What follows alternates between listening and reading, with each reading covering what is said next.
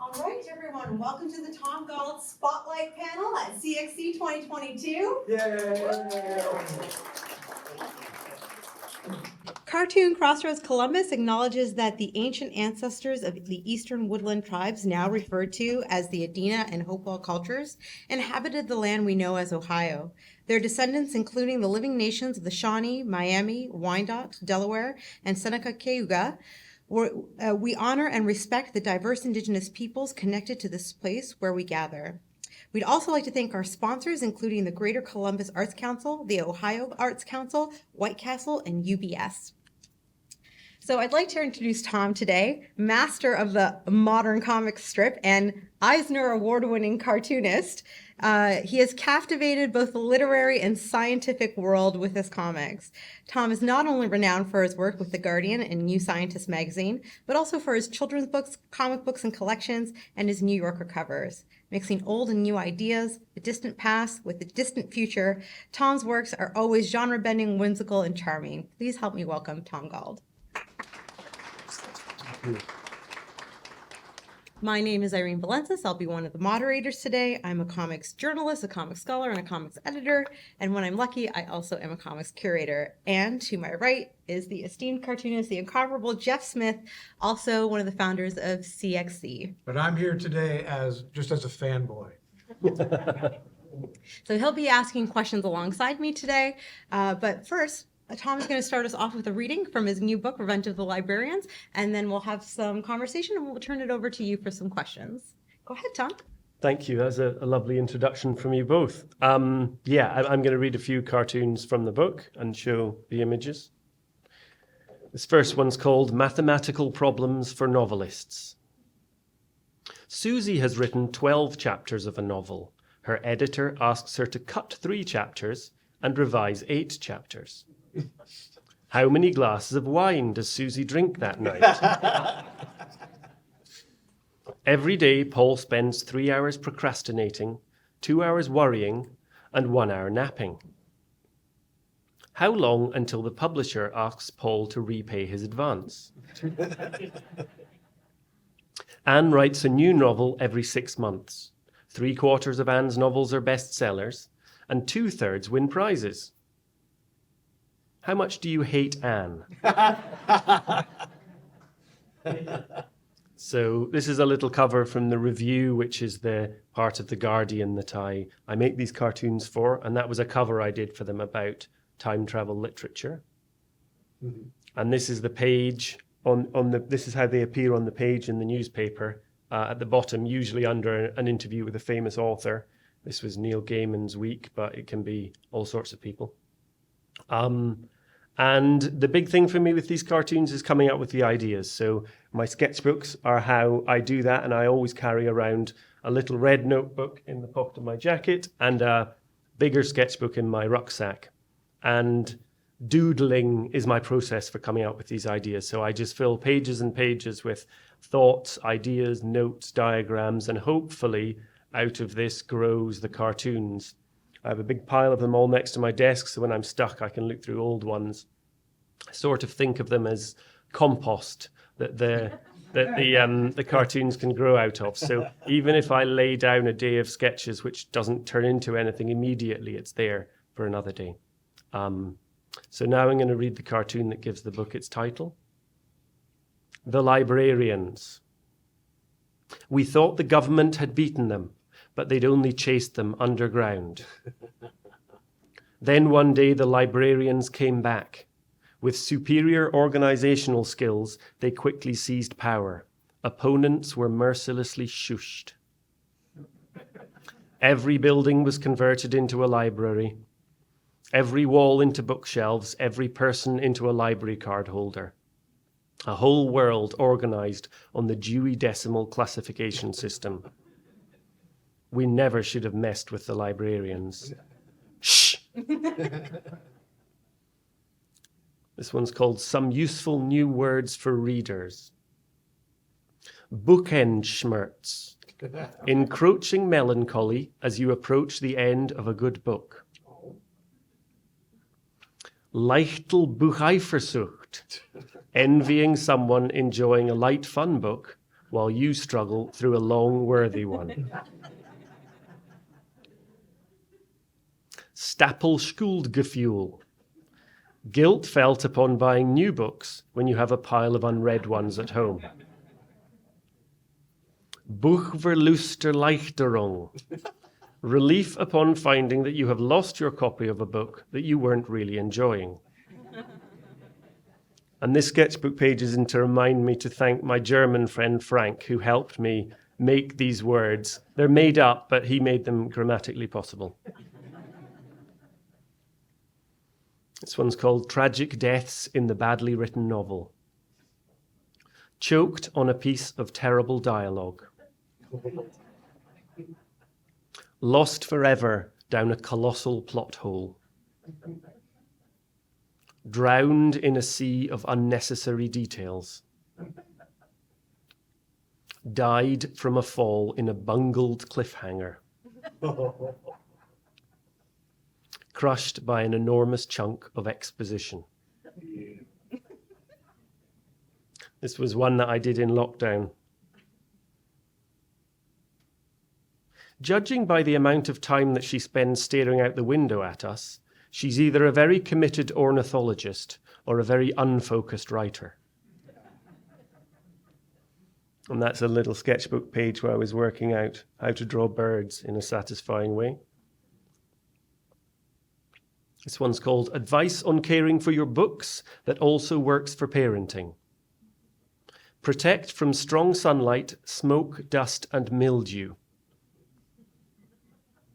Take special care not to damage the spine. Put your phone away and give your full attention. Do not let too many pile up on top of one another. Only lend them to reliable friends. Very good. This is another one from the pandemic. Coronavirus advice from a Regency novel. Stay home, like a young lady ostracized for unbecoming behavior. Socially distance, like secret lovers under the watchful eye of a malignant aunt. Wash your hands, like a duchess after contact with the boy who feeds the pigs. Wear a mask, like a respectable gentleman on his way to a secret moonlight tryst. And there's a little sketchbook page where I was working out the ideas, along with some insane drawings of elephants and things. This one's called The Bookshop Cat and the Pandemic. The carefree days before. The terrifying early weeks. The long months of lockdown. The triumphant reopening. And that's the bookshop cat, quite badly drawn in my sketchbook, but I kind of tweaked him a lot before he made it to the cartoon. The libraries have reopened, so the librarians must resume their rigorous training regime. Book-laden speed walking. Endurance book recommendation. Blindfolded library navigation. Cross-country book trolley racing. Speed shelving. Storytime toddler herding. This one's called Great Lost Sentences. 1813, Jane Austen writes a sentence so charming and witty that it gets married to the richest man in Staffordshire. 1903, Henry James writes a sentence so long and circuitous that he becomes lost inside it for 3 days. 1947, Raymond Chandler writes a sentence so hard-boiled that it spikes his drink, steals his savings, and frames him for a murder. This one's called Some Useful Abbreviations for the Time-Pressed Online Reader. Too long, didn't read. Very short, still didn't read. Should read, probably won't. Read a bit, got bored. Skim read, missed point.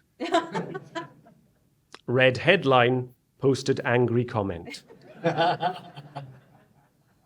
This one's called Literary Fiction Nursery Rhymes. Tom, Tom, the piper's son, stole a pig and away did run, but he cannot run from the traumatic relationship with his overbearing father. Hickety-pickety, my black hen, she lays eggs for gentlemen. Then a chance encounter leads her to ask whether there could be more to life. Rub-a-dub-dub, 3 men in a tub, and each, in his own way, coming to terms with loss, failure, and mortality. I married a memoirist, so I suppose I must accept this unflattering portrait of me.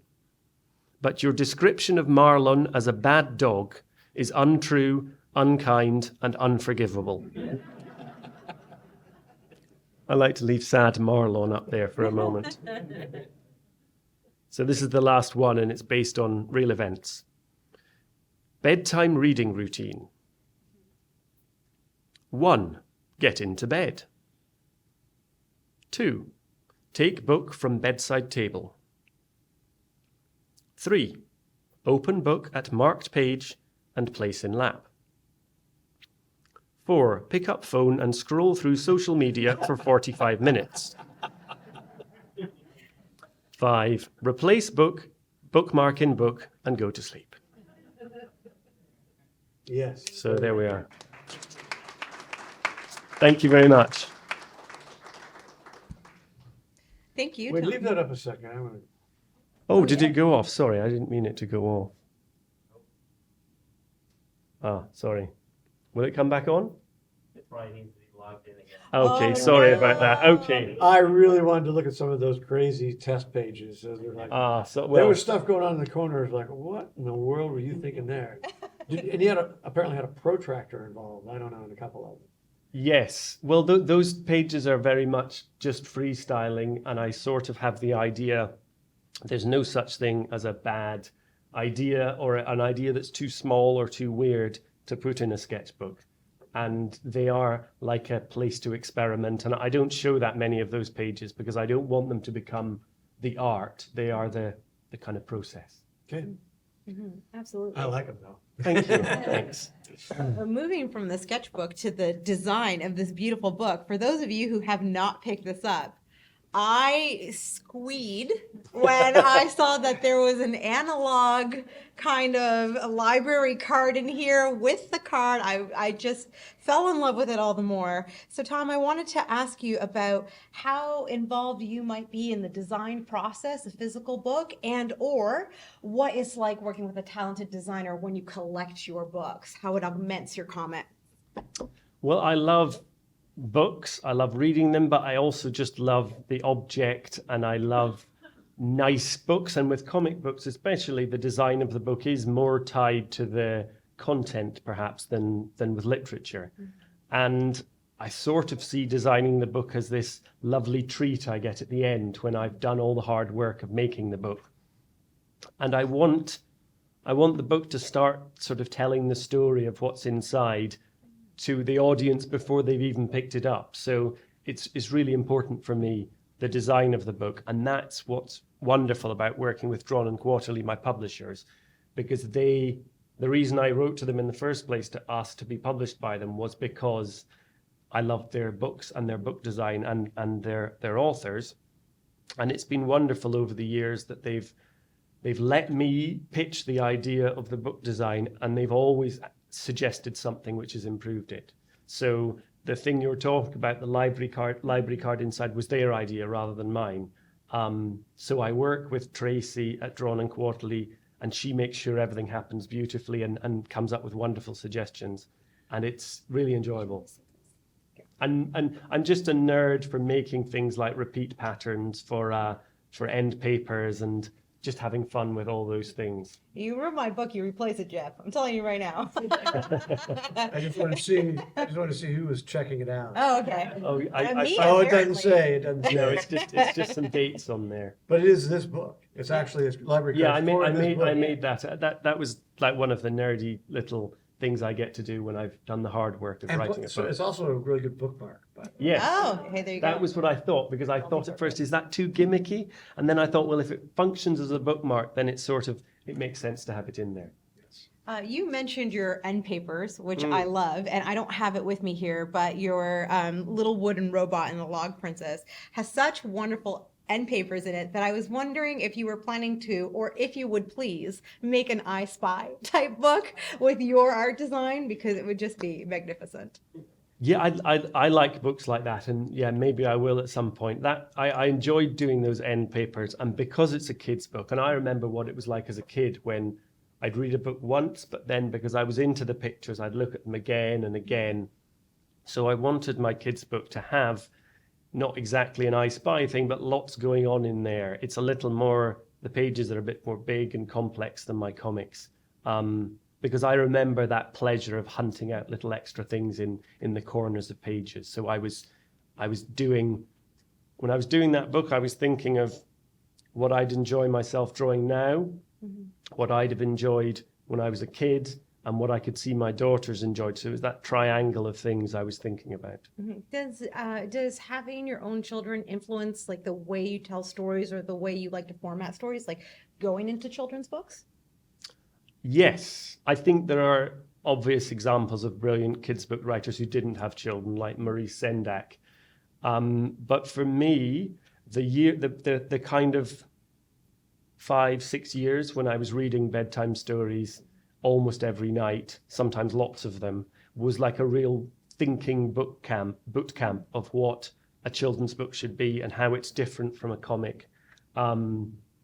So I think I'd have made a very different children's book before I had children, and I think it was better for the fact I had them. And they were involved. They were giving me feedback on the story, and they told me that your colours are too dingy. It needs to be bright if children are going to read it. Harsh, So but, they were harsh, good. but I think they were right. And making that book, I think, has made me better at colours.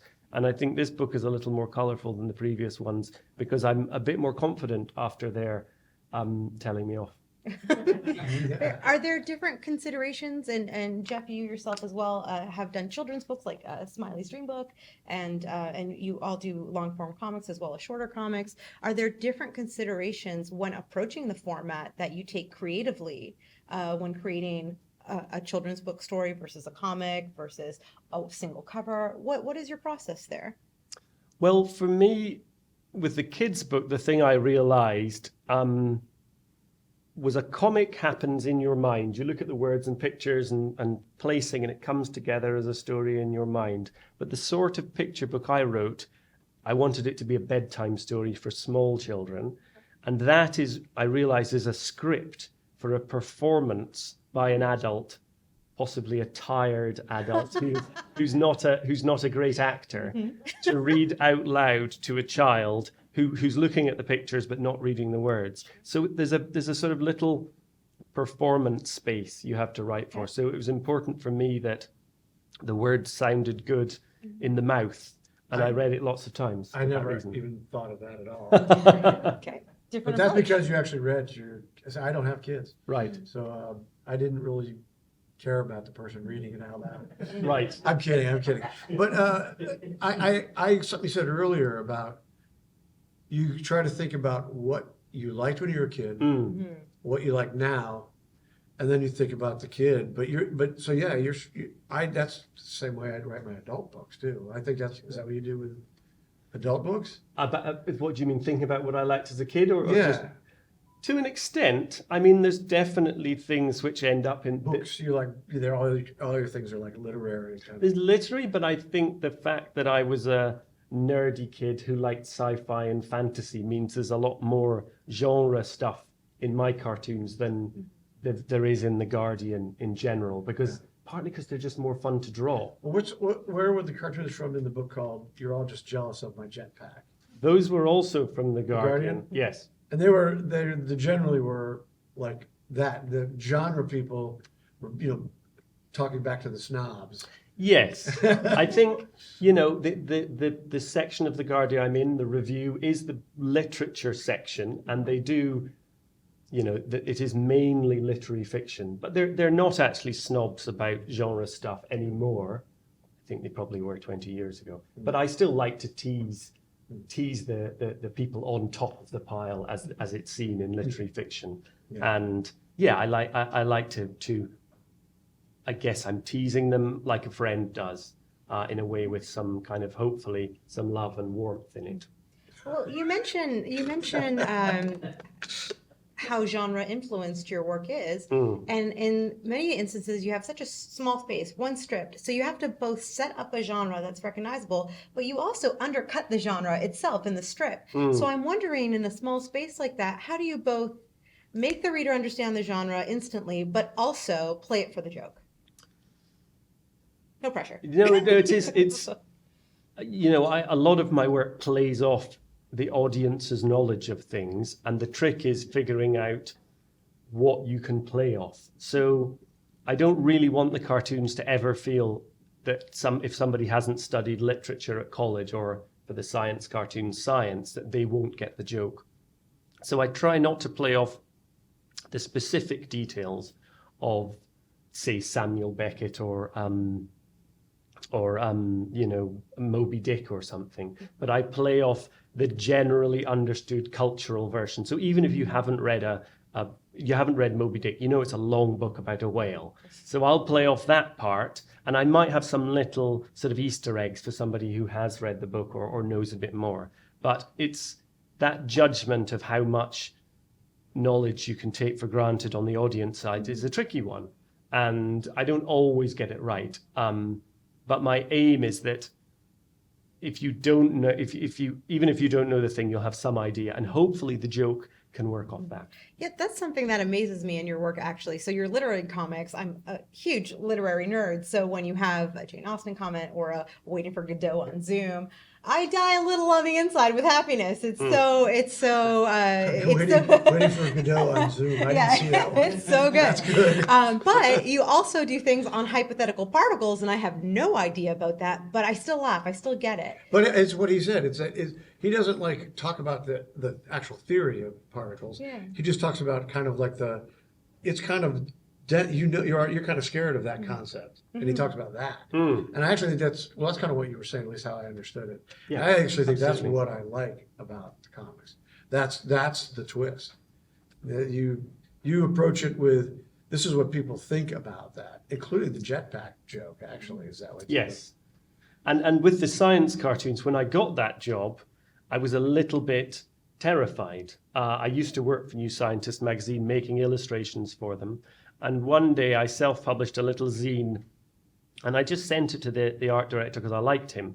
And I wrote a postcard, and I didn't even think ahead. I just said, if you ever want a weekly comic strip about science, I'd love to do one, because it's a good magazine that didn't have a cartoon at the time. And he wrote back 2 days later and said, the editor got "You're all just jealous of my jetpack" for Christmas from 2 different people. He loves it. Can you pitch 12 samples? We'll pay you to do them, and we'll see if it works. And I was then slightly terrified, because I know books from reading and years of working for The Guardian, but I don't have any science education. I'm sort of a fan. My grandfather was a marine biologist, so it's sort of around, but I don't have any real knowledge about that. And I was really worried that the scientists would be appalled by this idiot blundering into their field and getting everything wrong. But as I worked on it, I realized not knowing the details, sort of, as Jeff is saying, means I'm playing off the concepts in a more general way. And also the people at the magazine can check any details I need them to.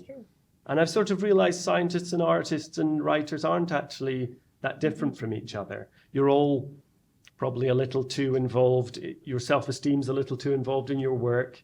You are trying to create new things, which is difficult. You're trying to get paid to publish. There's all these things that are the same, which I've come to realize over the years of doing it. That's interesting. And Jeff, we were talking in your earlier panel about how much scientific reference Tukey takes, but nobody sees Yeah. that part. They, Yeah, they it's just end up seeing the story. And is it a little bit the same for you? Like you end up doing research that kind of goes into it, but vaguely, like it just helps your understanding? Yeah, for sure. Looking for ideas means I read a lot of articles and listen to a lot of science podcasts. Just listening out for that phrase or that little concept that sparks an idea. And also, I don't want to get things wrong. So when I did those German words, I didn't want a German person to enjoy that cartoon and then trip up on the fact that I'd got the word construction wrong. So it's a sort of weird job where you have a very silly idea and then have to follow it through in a sort of rather serious way, which is a bit odd sometimes. I find that one of the most pleasant parts of doing cartooning is the research. Now, maybe because my work is more story oriented, but my new book is about 2 million years ago, and I'm a fan of that kind of human evolution and Yeah. Lucy, and that was so much fun to just sit there and it's my job is to like watch documentaries. Yeah. I love that part, and it really does. Ideas really do cement and come together, even in the story. Yes. I mean, when I made Mooncop, it's not based on real facts, but I was researching, the Apollo space program, and I wanted to play off a little like I do in the cartoons, the sort of play off the real version of the moon with my story. So yeah, it's fun. It's fun doing that kind of research and things you might not expect sort of pop out of research. Yes. One of the things I didn't expect about Revenge of the Librarians was the pandemic humor. I thought, here is a niche nobody is exploring. And also, I feel like people weren't looking at the pandemic through the lens of humor. So I'd love to hear a little bit more about how that featured into your work, or how you steered into that in your work. Well, with both of my weekly cartoons, when the pandemic happened, at first I didn't really want to get into it. I felt both the newspaper and New Scientist were so full of depressing news about it. I thought my job is to just be funny and try and cheer people up a little. So I think maybe over those first weeks, I was trying to be maybe a little more positive in my work, and I had one idea about an apocalypse, and I thought, well, I'll save that for when it's a bit less real. But then, as time went on and it just became part of our lives, it was odd not to mention it. And in Britain especially, there was lots of things, we were talking about finding common reference. The pandemic was a totally common reference where we were all going through the same thing. And in Britain, we were all being told these weird rules, like you can go outside for 1 hour, or you can go to the pub and you can buy a beer, but you have to buy a meal to go with it. There was a strain. We had a very bad government who came up with a lot of strange rules, which didn't work out very well. But for a cartoonist, that common experience meant I made some of my favorite cartoons of that year about the pandemic. Did you find that your life as a cartoonist didn't really change that much with the pandemic? Mine didn't. No. Mine changed a little in that He has a comic kind of about that in the book with he turns into a beetle. He's like, Yes. life didn't really change. That's exactly it. Yeah. That was a good one. No, really the only thing that changed for me was part of my process of thinking of ideas is I like to walk through London and sit in coffee shops, and with the sort of slight burble of life going on around me can be a good time to come up with ideas. So I couldn't do that anymore. But apart from that, I guess, like you, as a cartoonist, you're at home a lot on your own. Yeah. I mean, the cartoonists it's a pretty solitary affair. I used to not even have I had nothing but music, and that was it. I never even had a telephone. Now, of course, your telephone's in your pocket. But for a long time, in your studio. In my studio. Oh, right. Okay. Yeah. I didn't have a phone. I didn't have now I have, a television and a great Blu-ray collection. Okay. Yeah. So actually if you could describe your cartoon of the guy who turns into a bug Well, it was I'll find it was a play off the Metamorphosis by Franz Kafka. Yeah. And it's got a sort of cockroach character sitting at his computer, and I can't remember the exact. Yeah, you won't be able to see it, but And it says, Gregor Samsa awoke one morning to find himself transformed into a gigantic insect. But because of the lockdown, his life carried on pretty much unchanged. and he's actually sitting at his laptop looking through social media. And But he's a giant cockroach. I was quite pleased with his slightly glum looking Yeah. face there. A lot of He's time I don't. scrolling. Nothing changes. One of the things I love about this and your other work is you have a lot of strips that are actually writing games. I feel like if I did that, I could write something. I feel like I could write a prompt for a sci-fi or whatever. And I want to ask you more about creating those kind of cartoons that are little writing games in themselves. Well, because I'm doing this cartoon every week, and I don't have one continuing story going in through it. Every one is a fresh start. And I don't want them to feel like continuations of each other. So every week I try and do something different. And some weeks it might be a classic New Yorker type cartoon with one line of text and an image. Another time it might be 3 panels in a row telling a story. But I really enjoy coming up with other structures, sort of diagrams and lists where you can choose one from group 1, one from group 2, and one from group 3 and make silly structures. And it's just sort of the way my brain works. I enjoy things like that. And I like games and puzzles. So it seemed like a fun way to play with the space I'm given every week.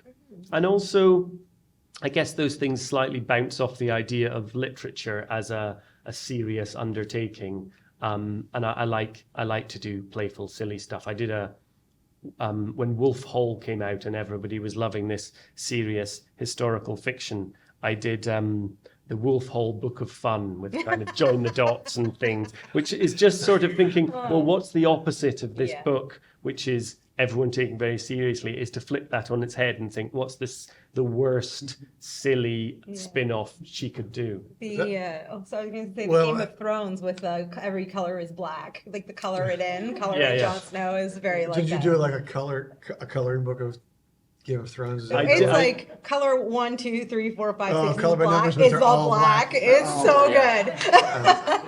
Which is also, for something that takes itself very seriously, is very silly. Yeah, I love you. Well, what I was just saying is I love your take on things. You definitely take.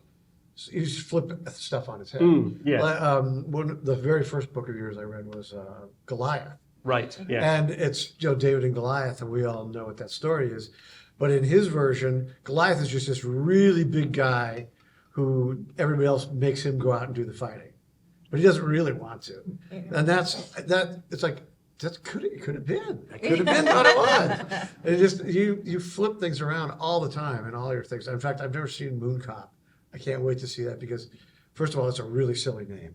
I like that. It's intentionally stupid. And in that, all of my books sort of play off something else. And I think Moon Cop kind of plays off the idea of the science fiction film where manly men shoot lasers at each other in space. And I thought, I'm going to write a comic book with a dumb name, in which almost nothing happens, and there's just a lot of him driving quietly around the moon. And it looks on the cover like he has a gun, but that's actually his iPad that he's holding at an angle. So it's bouncing off the way Goliath bounces off.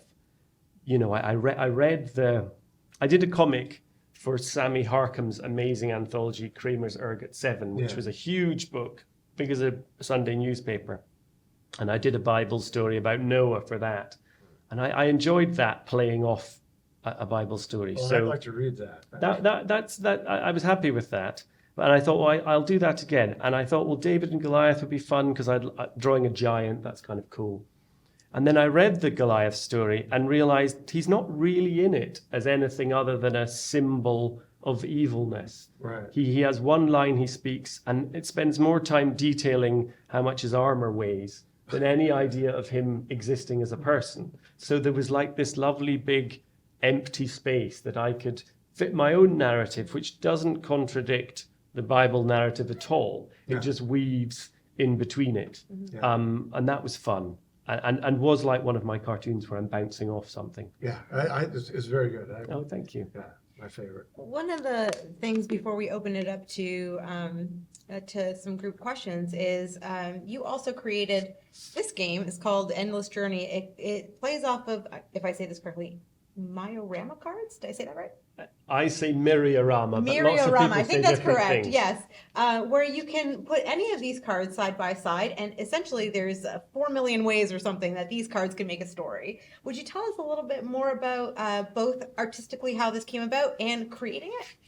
Sure. Well, there's a British author called Lawrence Stern who wrote an amazingly funny what book is it? called The Life and Opinions of Tristram Shandy, which is an amazingly fun read for however old it is, which I forget.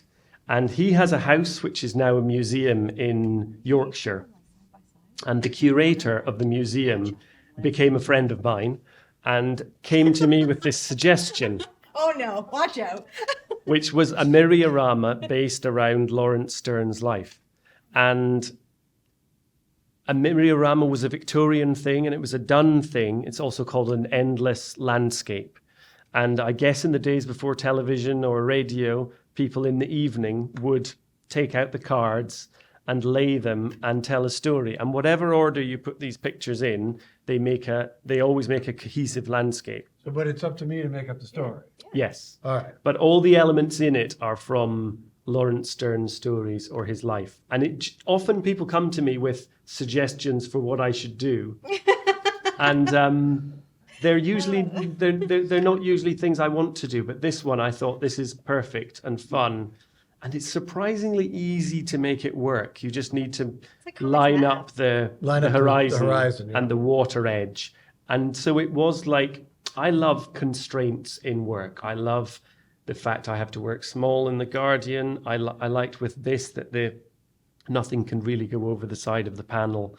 So for me, it was just a really fun project. And the museum was happy with it. And I think we've printed 5 editions now. So it's been a really fun project. Yeah, and like a wonderful storytelling tool. Anybody can take it and pick up a story. I think people are hesitant sometimes, like, oh, I can't be creative. I don't draw. I can't tell. But you can tell a story. We're all used to telling them, just in different ways. Yeah. Jeff is enjoying the cards up here. And I have this great little story going on. And I'd like to do something else like that. You know, it's a fun change from writing a whole book. So, yeah, maybe. I would love to open it now to the audience for any questions you have. Please feel free, raise your hand. We'd love to hear your thoughts. Can you please repeat the question in the microphone? Oh, yes, sure. Oh, yes, you in the back with your hand up. You talked about the brighter color palette in the children's book, but can you talk about your color palette for much of your earlier work?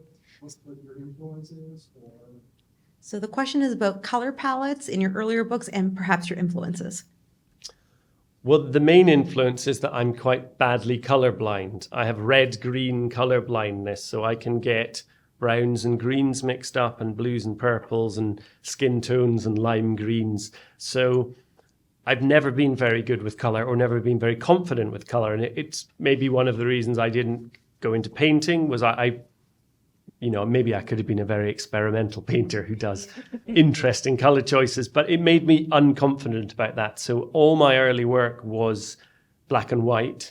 And when I did my book Goliath, that's in two-tone, as is Mooncop.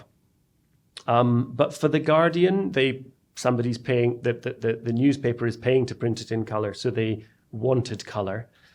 And that's been good for me, having to learn over the years how to find a way to work that works for me. The computer's good for that because I can double check a skin tone by reading you get the CMYK numbers, which is how the ink's laid on the paper, and I can check those and check I'm not accidentally giving somebody green skin. Oh my God. So I think for that reason, I moved towards a muted palette. and also I don't know if it's for that reason, but I'm attracted to work that has a muted palette, and I always liked Chris Ware's work on every level, but his palette always appealed to me, and I think that's an influence on the earlier stuff.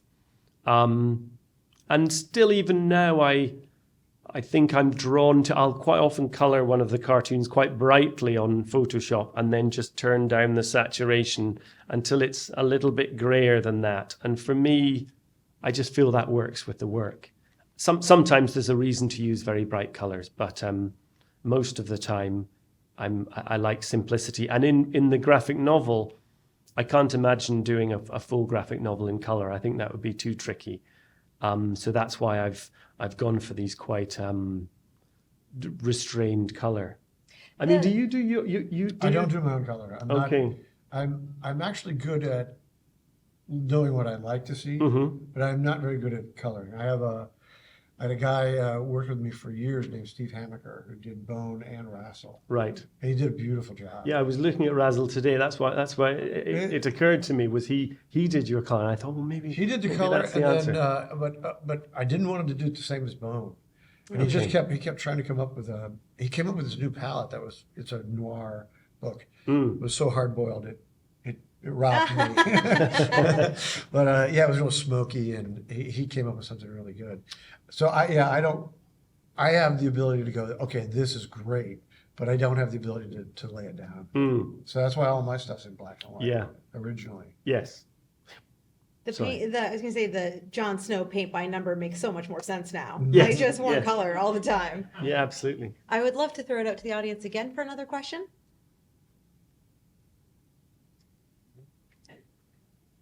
Really? Don't make me ask more questions. I will. Oh yeah, Ryota in the back. Yeah.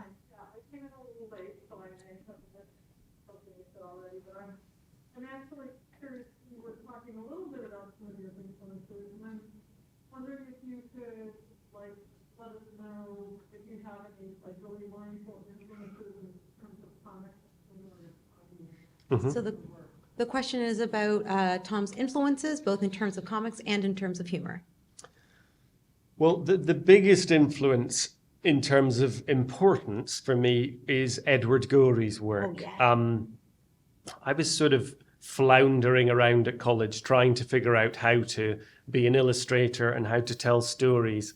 And I one day came across his work in the library, and it just had a huge effect on my ideas of what comics could be. And I loved the fact that he used the tools of comics when he wanted to, but when he didn't, he made kind of children's books for adults, or he used stuff he'd learned from design. And just his idiosyncratic way of doing whatever worked for his storytelling and not caring if nobody else did it was a huge influence. And I also kind of stole his cross-hatching style, which I've kind of changed a little. I mean, if you saw some of my early work at college, it was just ripping him off, which is kind of what you go to college to do, is rip people off and then learn to keep what works for you. That's right. So he was a big influence.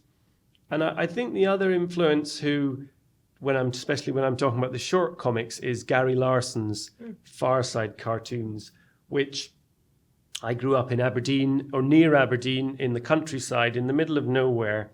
And in our local paper, amongst the farming reports and the fishing reports, there was the Far Side. And it was just the funniest thing I'd ever seen. And I absolutely loved it. And it felt like it had come from another world. I think humor-wise, the world has caught up with Gary Larson. And that sort of humor is on television now, and it's everywhere. Mm-hmm. And you forget that then there was or in my world, there was nothing like it. Well, it was the same here. He cut us off just as much off guard. Yes, He was crazy. and they were wonderful, and they didn't always have to be funny, ha-ha. It was sometimes like another weird peek back into his world, and it built off the other things you knew about him and his weird obsessions with cows. The school for the gifted. Oh yeah, I It's think always about my that favorite. all the Yes. time. Yeah. Push it again. Yeah, Yes. that's My iconic. favorite Gary Larson one is it's probably an influence on my work. It's a house seen from the side, slightly diagrammatically, and there's a father talking to his son, And outside the window, just below the window, is a balloon with a horrible face drawn on it. And the mother's holding the end of the string. And the father's saying, "Go to bed now, Timmy, or I'll have to knock 3 times and summon the floating head of death again." And actually, I got that wrong. It's I will have to knock 3 times again and summon. And it's so the cartooning structure of that drawing and all those elements, like the balloon just below the window, the mother listening for the knock, and the fact he says again, so you know the father's done this before. It's just such a perfect piece of cartooning. So anytime I look at his work and try and be inspired by it. So he's another huge influence. It's amazing. We'll take one more question and then we'll wrap up our panel. All right. Oh, yes, right in front. I was just wondering, with the picture books that you've done, whether you've had the opportunity to read it to children other than your own, and how that went. Well, yes, I have read my picture book to children other than my own. I took so long to make that children's book. It started as a story I made up for my daughters when they were sort of 6 and 8. And it took me so long that they were, how old were they? I think they were 11 and 13 by the time I finally got round to turning that into a book and getting it published. So they weren't anymore the audience for that. But we'd been on this lovely family journey together working on the book. And they sort of think of it as our book, which is very nice. And since then, I have read it to a few children, and I've enjoyed that experience. And I'm sort of relieved when I do that, all those times that we did read it at home and knocked off bits which didn't work in one way or other. There was one scene that I cut where the little robot is lost in the frozen north all on his own, and some trolls appeared in the first draft and brought him a cup of tea and a hot sausage. But I got into the crazy storytelling thing of thinking, would a robot eat a sausage? And that sort of didn't work for me. And also I thought, well, if I lose that scene, he's more lonely there. So I cut that out. But my younger daughter is still cross with me that the hot sausage and the trolls aren't in the book. So I may have to write a book about some Well, your trolls. daughter clearly knows a robot would eat a hot sausage. Yeah. Well, she seemed to think so. Market testing. Yes. Yeah. Anyway, so yeah, it's a delight to read it to children, and when I hear people talking about enjoying it, reading it with their children, there's a sweetness there which is different from the way people experience the comics. So it's nice. Thank you so much, everybody. Tom, before we go, would you please let people know what you're up to for the rest of the weekend and where they can find you online? Yes, I'm going to go in just a moment to the signing area, and I will sign anything. But I think they have copies of the new book in the shop. And online, Tom Gauld, at Tom Gauld on Twitter and Instagram, or tomgauld.com is my website. So, thanks so much, everyone, for having me here. It's been an amazing weekend. Thank you for coming. And I've had a wonderful time. Thank you. Thank you to Tom. Thank you to Jeff for co-moderating. Thank you to all of you for attending. And enjoy the rest of the show.